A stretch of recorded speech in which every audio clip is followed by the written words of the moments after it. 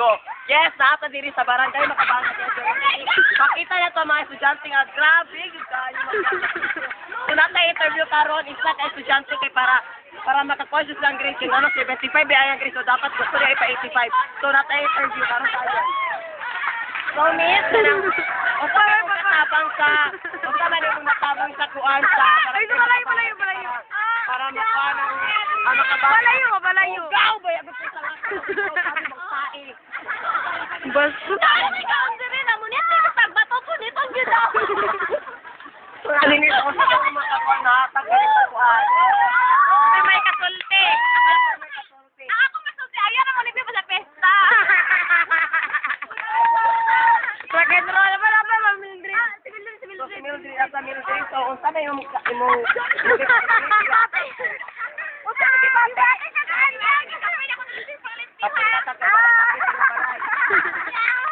Uy, Roxanne, dagan yung text ko, larong dining jumpilat. Ayan, kung dito ba sa pesta lagi?